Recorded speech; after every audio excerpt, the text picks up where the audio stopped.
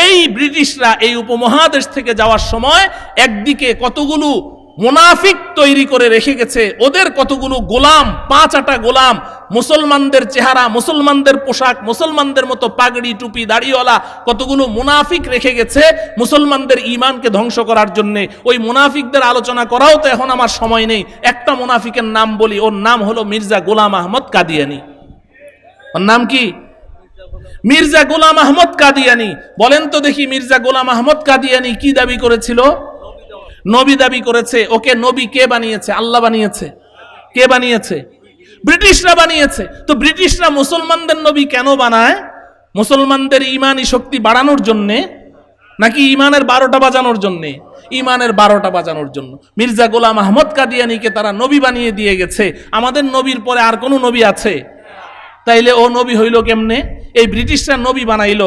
নবী বানানোর পরে মাশাআল্লাহ পয়সা ছিটাইলেই তো ঈমান বিক্রি করে দেয়, এমন কিছু নামধারী দুর্বল ঈমানদার দুনিয়াতে আছে না নাই? আছে। ওর উম্মত জুটে গেছে, এখন সে নবী, তার উম্মতেরও অভাব নাই। আর নবীজি তো ভবিষ্যৎবাণী করেই গেছেন। নবীজি বলেন, লা তাকুমুস সাআ হাত্তা ইউবআসা ফিল আরদি 30 দাজ্জালুন কাযাবুন কুল্লুহুম ইয়াজআমু আন্নাহু নাবিয়্যুন ওয়া আনা খাতামুন নাবিয়্যিন লা নাবিয়্যা বাদি। নবীজি বলে গেছেন, হে আমার উম্মতেরা শুনো, আমি দুনিয়া থেকে চলে যাওয়ার পরে ততদিন কিয়ামত হবে না যতদিন না 30 জন মিথ্যুকের আবির্ভাব ঘটবে। যুগে যুগে 30 জন মিথ্যুকের আবির্ভাব ঘটবে। এরা দাজ্জাল, এরা কাজ্জাব, এরা মিথ্যাবাদী, প্রত্যেকেই নিজেকে নবী বলে দাবি করবে। আমি সর্বশেষ নবী, আমার পরে আর কোনো নবী আসবে না। নবী দাবি করলো। উম্মতেরা এবার বলে যে, নবী সাহেব, তো নবীদের কাছে না ওহী আসে, আপনার কাছে কোনো ওহী টহি আসে না, আমাদেরকে তো ওহী শুনান না। তো এখন বলে যে, ও আচ্ছা ঠিক আছে, দেখি আজকে আল্লাহর সাথে যোগাযোগ করে দেখি। রাতের বেলা ও গেছে ওর খোদাদের সাথে যোগাযোগ করতে। মির্জা গোলাম আহমদ কাদিয়ানির খোদা কারা বলেন না? গিয়ে বলে যে, আমাকে যে নবী বানাইলেন ওহী কোথায়? ধরা তো খেয়ে গেলাম। নো প্রবলেম, দাঁড়াও দিচ্ছি। পরের দিন এসে বলে যে, তোমাদের দরখাস্তের ভিত্তিতে আমি আল্লাহর কাছে আবেদন করেছি, আল্লাহ পাক গতকালকে প্রথম আমার উপরে আয়াতটা নাজেল করেছে। তো তবে আয়াতটা ইংরেজিতে এসেছে। ওর কাছে ওহী কি আসে? ইংরেজি ভাষায়। তো ওর প্রথম ওহী আমি ওর বইয়ের মধ্যে পড়েছি। ওর কাছে প্রথম ওহী এসছে, ও Mirza Ghulam Ahmad, though all man should be angry but Allah is with you, he shall help you, word of God can not exchange. নাউজুবিল্লাহ পড়বেন না? এটা হলো ওর কাছে বলে প্রথম ওহী। Though all man should be angry, পৃথিবীর সব মানুষ যদি তোমার বিপক্ষেও চলে যায়, but Allah is with you, Allah তোমার সাথে আছে। He shall help you, word of God can not exchange, Allah সাহায্য করবে, তো আল্লাহর কথা পরিবর্তন হয় না। এত বড় একজন মুনাফিক, ডাহা, মিথ্যাবাদী, যার চরিত্রের ঠিক ছিল না, ওকে আল্লাহ নবী বানাতে পারেন? একটা মরণ কামড় দিয়ে গেল। এমন আরো কতগুলো মুনাফিক রেখে গেছে, সবার আলোচনা এখন করা সম্ভব না, আমি বুঝানোর জন্য বলছি। আর 2 নম্বর যেটা আমি বুঝাতে চাচ্ছি সেটা হলো, তারা যাওয়ার সময় এই উপমহাদেশের মুসলমানদেরকে একটা গিফট দিয়ে গেছে, গিফট, একটা হাদিয়া। ওই গিফটটার দিকে আপনাদের দৃষ্টি আকর্ষণ করছি। সেই গিফটটা কি জানেন? ওরা একটা শিক্ষা সিলেবাস প্রণয়ন করে রেখে গেছে। শিক্ষা সিলেবাস, এই সিলেবাসটা প্রণয়ন করে, পুরা শিক্ষা কারিকুলাম প্রণয়ন করে উপরে বড় বড় অক্ষরে লিখে দিয়ে গেছে যে আমরা একটা শিক্ষা সিলেবাস এখানে রেখে গেলাম। এই শিক্ষা সিলেবাসে হিন্দুস্তানের যে সন্তানরা এই সিলেবাস পড়াশোনা করে গড়ে উঠবে, ওরা রঙ্গরূপে হবে হিন্দুস্তানি, কিন্তু ওদের মন মস্তিষ্ক হবে আমাদের ইংরেজদের মতো। ওই শিক্ষা সিলেবাস, ওই ব্রিটিশদের রেখে যাওয়া উপহার আর গিফট, এটাকে আমরা যুগের পরিবর্তনে কিছু পরিবর্তন করে, মোটিফাই করে আমাদের প্রিয়তম সন্তানদেরকে আমরা জেনারেল শিক্ষা নামে এখন স্কুল, কলেজ, ইউনিভার্সিটিতে পড়াচ্ছি। আপনারা খুশি হইলেও যা, না হইলেও তা, এটাই হলো ইতিহাস। মুহতারাম হাজরিন, এখন আমাদের করণীয় কি? আপনি বলবেন যে হুজুর, তো আপনার কথা থেকে রেজাল্ট কি আসলো? আমি ওই কথাটুকু বলে কথা শেষ করে দিচ্ছি। ও আমার প্রিয় ভাই, আমি এ কথার অর্থ এটা বুঝাচ্ছি না যে না, জেনারেল শিক্ষার কাছে ধারেও যাওয়া যাবে না। না, ওই শিক্ষাটা তো আমাদের লাগবে। এই পৃথিবীটা চালাইতে হলে ডাক্তার লাগবে, ইঞ্জিনিয়ার লাগবে, পাইলট লাগবে, প্রকৌশলী লাগবে। লাগবে কি লাগবে না বলেন? বড় বড় কৃষিবিদ লাগবে। আগে তো খেতে সারা বছরে ফসল হইতো একটা, এখন বছরে 4টা ফসল হয়। এগুলো তো কৃষিবিদদের মাধ্যমেই হয়েছে। আর এই যে বড় বড় কালভার্ট এবং বড় বড় হাইওয়ে যে রোডগুলো হচ্ছে, আপনার এই ফ্লাইওভার, এগুলোর জন্য বড় প্রকৌশলী লাগবে। তো বিমানে চড়ে হজে যাচ্ছেন, বড় বড় প্রকৌশলী লাগবে। হ্যাঁ, এই জেনারেল শিক্ষা এটারও প্রয়োজন আছে, কিন্তু আমার প্রিয় ভাই, এটা মূল্যবান হবে, এটা প্রশংসিত হবে। কখন প্রশংসিত হবে? যদি এই জেনারেল শিক্ষা এটাকে ওহী ভিত্তিক শিক্ষার মাধ্যমে এটাকে কন্ট্রোল করা হয়। আসমানি শিক্ষা যদি জেনারেল শিক্ষাটাকে কন্ট্রোল করে তাহলে এটা প্রশংসনীয়।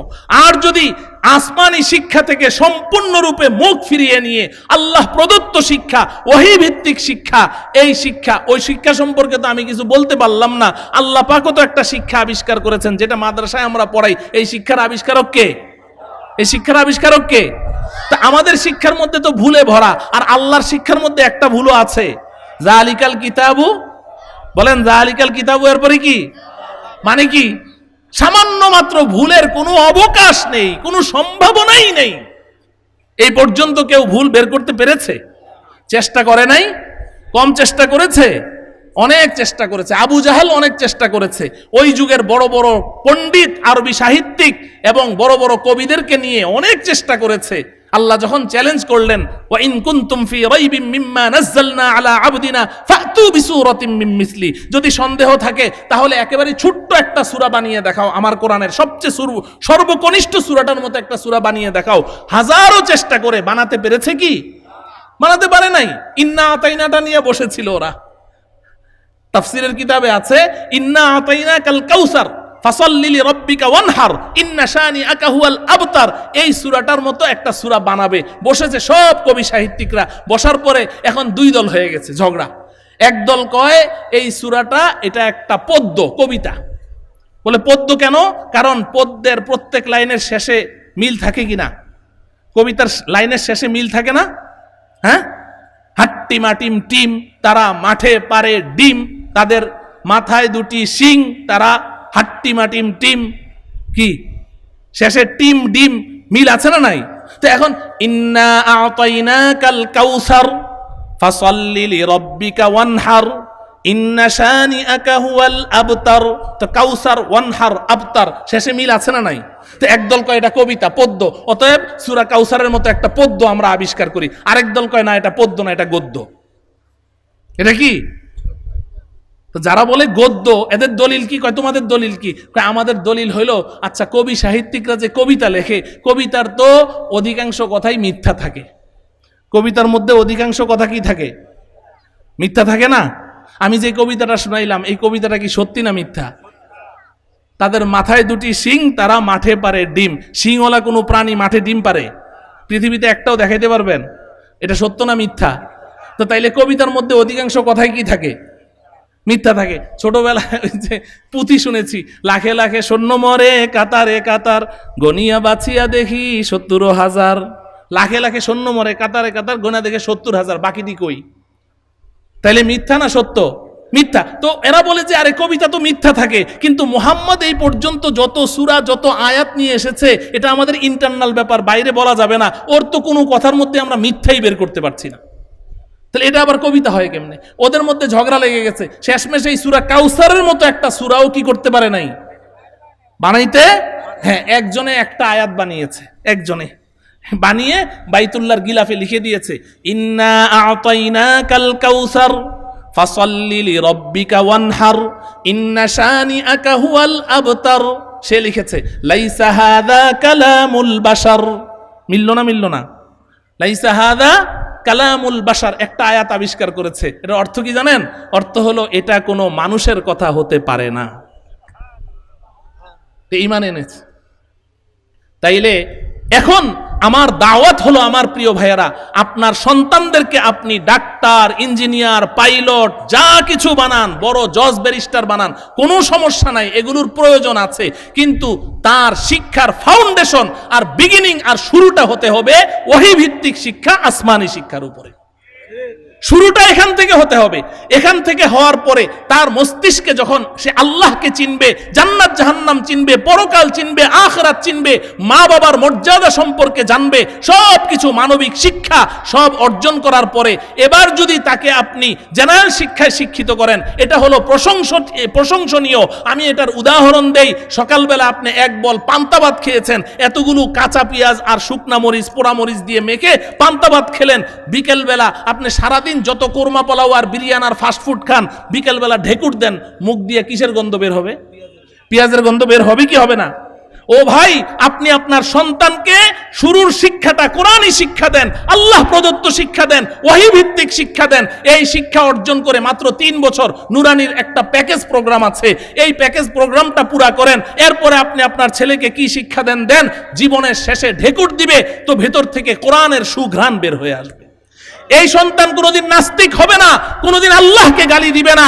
এই সন্তান যত বড়ই হোক আর আপনি যত মূর্খ হন আর যাই হন, এই সন্তান আপনার শেষ জীবনে কখনো আপনাকে বৃদ্ধাশ্রমে পাঠাবে না।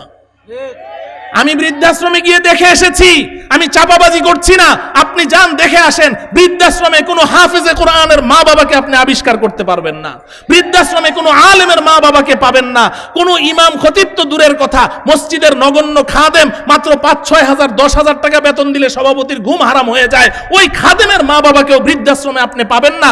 যে দেখেন বড় বড় আর্মি অফিসার, ব্রিগেডিয়ার, জজ, ব্যারিস্টার, বড় বড় ডাক্তার, পাইলট, ইঞ্জিনিয়ার, তাদের মা বাবারা বৃদ্ধাশ্রমে চোখের পানি দিয়ে চোখ ঘা করে ফেলছে, যে দেখে আসেন।